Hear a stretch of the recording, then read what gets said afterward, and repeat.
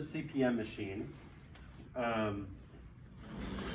We typically use this for most of our fractures, especially if they're distal femur or proximal tibia fractures. Some surgeons will do it for their total knee replacement. It will be in the order set.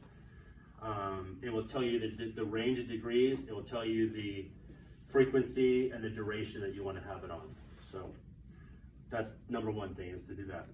The way it's set up is this lever here is to keep this, the foot plate, in neutral. So make sure this is tight. So you just need to do the dials there and make it tight. This dial here extends or it shortens it depending on the patient's leg length. The reference point for this is this guy right here, where there's the fulcrum site where their knee needs to be at. If their knee is right here, you need to shorten this to get their knee joint in line with this.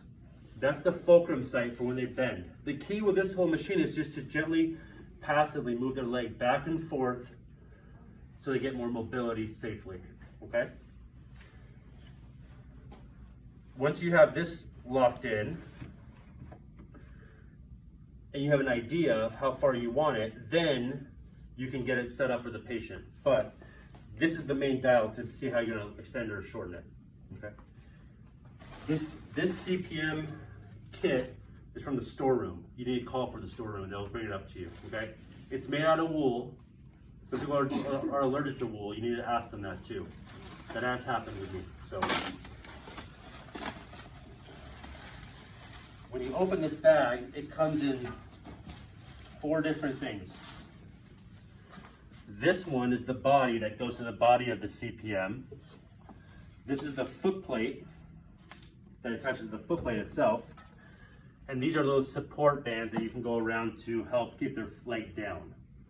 Typically when you put this on them, their leg's not gonna go all over the place. So you can, when you put this on or not, it's on your own discretion. As long as these 2 are supporting them, you should be okay. So, the foot plate one, okay? There's a white band right there. You need to put this on the back, and it goes right here in the back, and you just push down, and that's it. And then there's Velcro right here, and now it's stuck on, okay? This one has multiple sites where you use Velcro around the frame of the CPM to support the limb. So what I do is, I'll go underneath this guy and I'll just start strapping in around it so it's all the way supporting the patient's leg when they're on.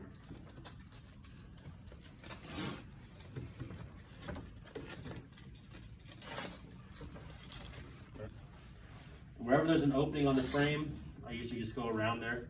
So when their limb is on there, it's fully supported. And you might have extra room too, and that's totally fine. So when their foot comes in here, this guy will come across and Velcro like that. And now this is supporting the limb, okay?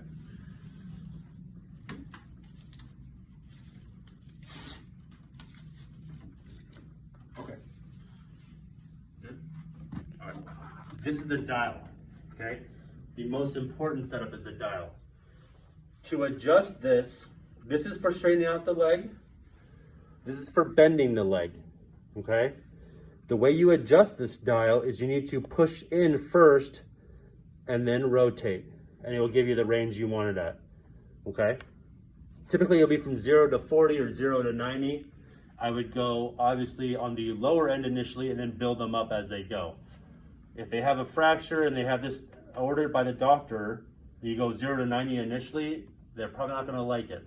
Okay, you want to build them up slowly. So this is your reference point. You can dial it in whatever you want. As long as you push in, you will see it go up and down. And then that's it, okay? Same with the straightening. This snail is the speed of how fast you can go back and forth, back and forth. It will say, so 100% is super fast. It's gonna go boom, boom, boom, boom. I like it below 50%. Because the slower you go, the less apprehensive they're going to be to guard with the movement, okay? This button right here is the duration of a hold that's gonna be held at each position, whether it's straightening or bending. You can do it for seconds to minutes. I don't usually go more than 5 to 10 seconds typically at each hold point, okay? And that's fine. Are the hold points automatically at the bottom at full extension and at the? Yes, only at those 2 points. Okay, those are the two. Only at those 2 okay. points, yep. Once you have all that set, the patient's limb is in there, then you hit this button here, and then it will start to move, and it's gonna come back up. It's gonna hold for 10 seconds here at the straightening part. Once it does that, it will slowly start to go up into a flex position at the degree you have it at. And now it's working its way up, and it'll tell you where it's at, right here. Again, the key with this is not, it's just a build-up motion and tolerance to mobility.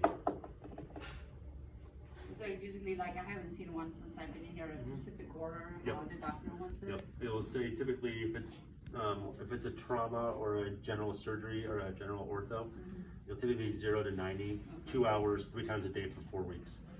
Now, we got it, obviously I wouldn't go to 90 initially, I'd go 20, 30, 40 and build up like that.